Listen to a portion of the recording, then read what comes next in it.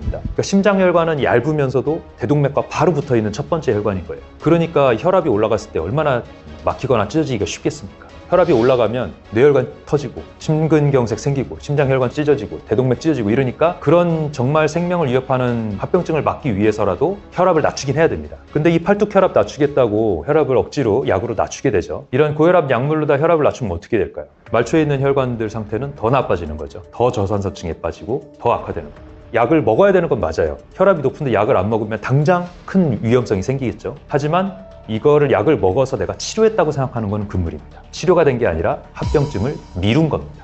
당뇨도 마찬가지입니다. 당뇨를 자생적으로 해결하는 게 아니라 당을 억지로 낮추는 조치를 하면 근육에 있는 세포들은 당을 받아들이는 당 분래성은 그대로 유지된 채로 혈당을 낮추는 거기 때문에 조직들이 당응 대사를 제대로 하지 못하는 건 그대로인 겁니다. 이렇게 되면 조직들의 저산소 상태, 산증 상태 유지가 되는 거기 때문에 결국은 해결되는 게 아닙니다. 당에 의한 합병증인 말초혈관 합병증이나 투석 상태 가거나 실명 상태 가거나 당뇨발 상태 가거나 신경병증 상태 가거나 그래서 구토 계속하거나 이런 것들을 미루는 역할을 하는 것이 당뇨를 치료한 게 아닙니다. 결국은 말초에 있는 혈관들 상태 나빠져가지고 긴 대사질환의 제일 끝판왕인 암이나 이런 것들이 나타나게 하는 원인이 또 될 수가 있기 때문에 근본적인 치료를 해줘야 된다. 우리가 혈액 검사를 할 때 콜레스테롤이나 중성지방이 높게 나온다는 거는 최근 2주 이내 식생활이 지방식이 많았다는 얘기입니다.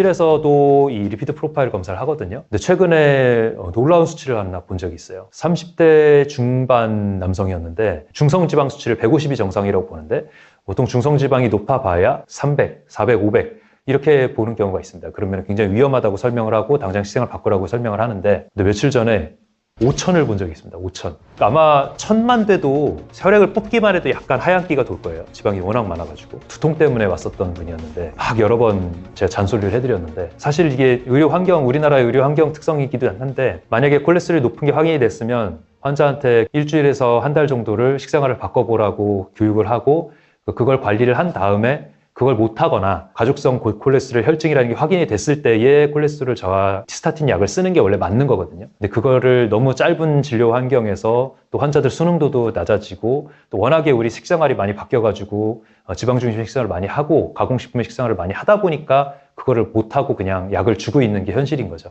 근데 그거는 사실 정상적인 방법이 아닙니다. 심장내과 선생님들이 고지혈증 약을 굉장히 많이 쓰시는데 연구 중에 그게 있어서 그렇습니다. LDL 콜레스테롤 수치를 낮추면 낮출수록 심혈관 질환의 이완될 확률이 줄어든다라는 연구가 있어서 그거를 기반으로 해서 정상 수치보다 더 낮게 이렇게 목표로 두는데요. 물론 LDL 콜레스테롤 수치가 낮으면 낮을수록 좋은 거는 인정을 합니다만 문제는 그걸 약으로 낮추는 거는 좋은 방법은 아닙니다. 왜냐하면 밖에서 콜레스테롤을 계속 주면서 몸에서는 콜레스테롤을 억지로 낮추는 약을 쓴다는 게 당연히 부작용이 있을 수밖에 없거든요. 식생활은 그냥 그대로 유지를 하면서 콜레스테롤 약을 먹는다? 이것은 필패입니다. 이 영상을 보고 있는 분들이라도 식사를 통해서 지방을 과도하게 섭취하거나 이런 것들을 막아주는 게 근본적인 치료지 운동을 통해서 내 몸의 당대사를 좋게 만들고 인슐린 분래성을 해결을 하는 것들이 근본적인 치료지 약을 쓴다고 해서 내가 치료를 했다라고 생각하는 착각을 하면 안 된다라는 말씀을 드리고 싶습니다.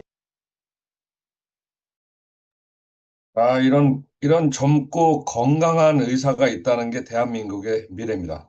네, 이런 분들이 있어야 됩니다. 그렇죠? 많은 분들 좀 들어오게 해주세요.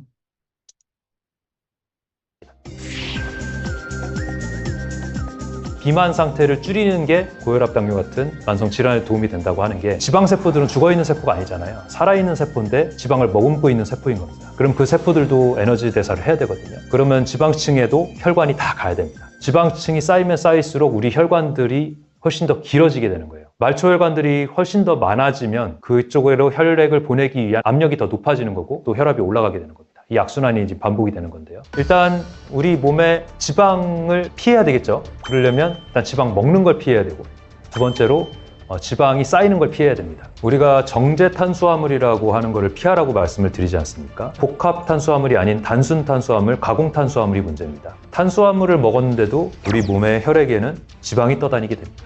왜냐하면 남는 에너지가 지방으로 다 전환이 되기 때문입니다. 간에서 글라이코겐으로 저장하고 그래도 안 되면 결국은 지방으로 만들어가지고 우리 몸 곳곳에 근육세포 사이에, 배 둘레에, 내장 사이사이에 있는 장관막 사이사이에 다 저장을 하게 되거든요. 이런 것들이 우리 몸의 대사질환의 1등 공신이 되게 됩니다. 탄수화물이라고 다 우리 몸에 나쁘거나 이런 게 아닙니다. 복합당이라는 게 있고 단순당이라는 게 있죠. 복합당이라는 거는 정제가 덜 되고 껍질째로 최대한 그대로 보존이 되어 있어서 흡수가 느린 거를 복합당이라고 하고요. 단순당이라는 거는 갈아가지고 흡수가 빠르게 만든 상태를 말을 합니다. 복합탄수화물, 통밀이나 이런 거는 우리가 몸에 들어갔을 때 분해하기 위해서 여러 과정을 거쳐야 되기 때문에 시간도 오래 걸리고 천천히 꼭꼭 씹어 먹으면 혈당을 천천히 올리면서 에너지를 주는 효과가 더 있을 수가 있는데요. 가장 무서운 단순 탄수화물 중에 하나가 액상과당이거든요. 콘시럽이라고 하죠. 옥수수에서 추출된 물질을 시럽으로 만들어가지고 당만 뽑은 겁니다. 얼마나 당을 빨리 올리겠습니까? 게다가 액체인데다가 흡수도 엄청 빨리 되죠. 액상과당 음료수에 전부 다 들어가 있는데 아무 생각 없이 물 대신이라고 생각하면서 먹게 되면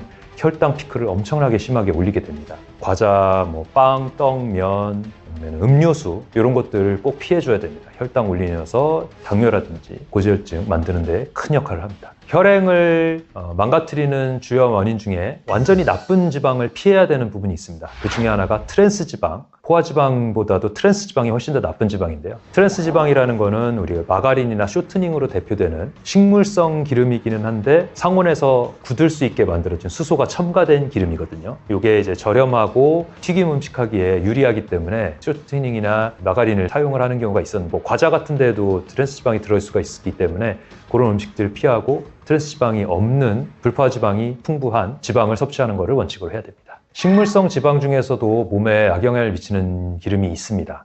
너무 오메가6 비율이 큰 이런 것들은 몸에서 염증 반응을 많이 일으키는 기름으로 되어 있고요. 그래서 가정용으로 쓸 때에도 다른 기름들 활용하는 게 좋은데 어떤 물질이든지 너무 고온에 튀기거나 불에 직화해서 굽거나 하면 발암물질이 생길 수밖에 없거든요. 튀김 음식을 가능한 한 피하는 게 좋고 들기름이나 아보카도 기름이나 익스트라 버진 올리브 오일이라고 하죠. 첫 번째 짠 올리브 오일이나 이런 것들을 드레싱으로 뿌려서 섭취를 하는 게 지방을 섭취하는 방법으로서는 가장 좋은 추천하는 방법입니다. 우리가 단백질이 중요하다는 것은 어느 정도는 사실입니다. 왜냐하면 다리가 두꺼울수록 당병이 오지 않는다. 당뇨병의 기준이 된다는 표현도 있거든요. 근육세포들이 많을수록 당의 불내성이 올 가능성이 좀 줄어든다는 그런 의미인데요. 맞는 말이긴 한데 그것도 정상적으로 대사를 하는 과정에서 얘기지 우리가 요즘 이제 몸짱 만들기 위해서 단백질 쉐이크 먹어가면서 몸을 키운다든지 이런 상태로 만드시는 분들이 있거든요. 그런 분들한테는 예외입니다. 왜냐하면 단백질이라는 거는 분명히 질소산화물이 몸에서 많이 만들어질 수밖에 없고 이런 것들이 몸에 악영향을 미치는 부분들이 있어요. 암모니아 대사라든지 이런 게 늘어나고 간에 부담을 줍니다. 그래서 단백질 신화에 대해서는 조금 벗어날 필요가 있습니다. 채소에서, 현미에서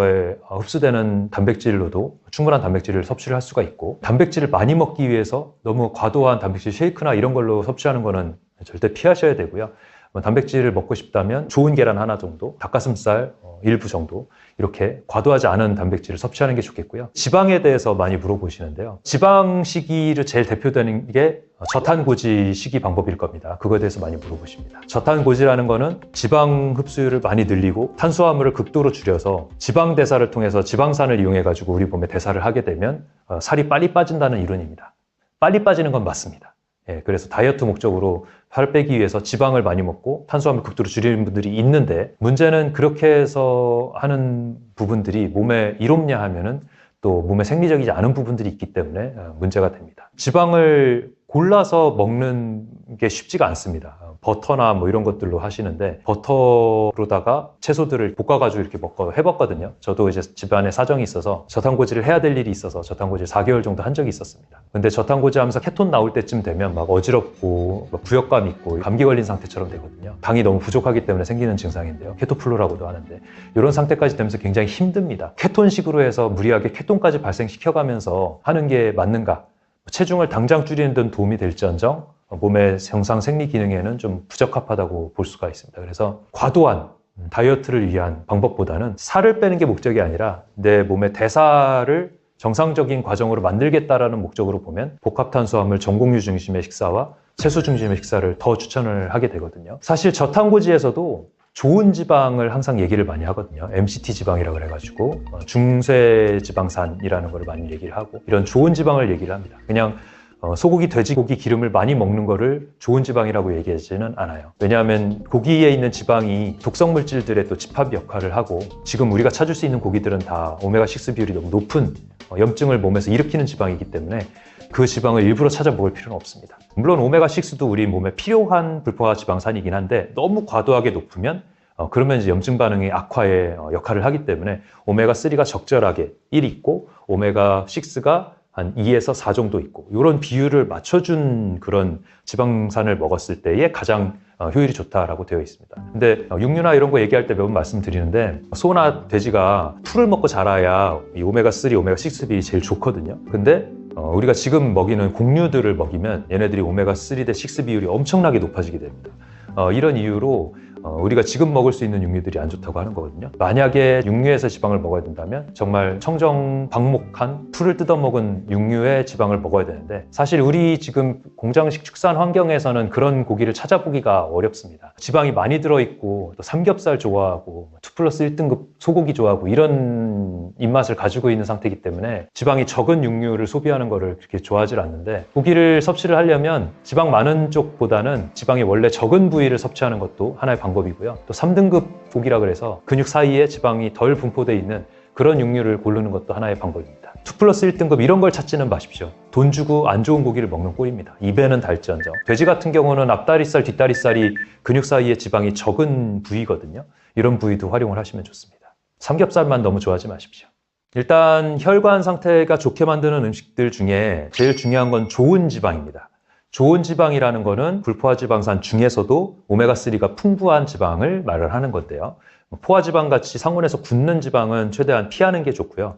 불포화지방 중에서 오메가3를 많이 공급해 줄 수 있는 아주 유용한 식물들이 있습니다. 그게 바로 들깨. 들깨가 우리가 가까이서 볼 수 있는 오메가3 비율이 높은 특별한 식물이거든요. 들기름은 한번 압착해서 짜서 만든 거기 때문에 들기름은 빠르게 소비를 해야 됩니다. 만든 지 1개월 이내에 들기름을 먹는 것을 원칙으로 해야 되고요. 통들깨로 먹으면 더 좋아서 통들깨를 또 우리가 먹는다 그래서 설탕 뿌려가지고 한과 같이 만들어가지고 또 너무 달게 먹으면 안 되고요. 통들깨를 물에 가볍게 씻어서 밥에다 넣어서 먹는 것도 추천을 합니다. 오일 풀링 개념으로 들기름을 이용을 해서 오메가3도 섭취할 겸 입 안에 생태계를 좋게 만들 겸 오일 풀링을 들기름으로 하는 방법도 좋습니다. 식물성 불포화 지방산 중에서 오메가3가 풍부한 음식을 짚어드리면 일단 통들깨, 아마씨, 견과류, 호두잣 같은 견과류, 아보카도도 굉장히 좋은 불포화지방산 함유된 식물성 기름이라고 볼 수가 있거든요. 이 4가지 잘 활용하시면 좋겠습니다.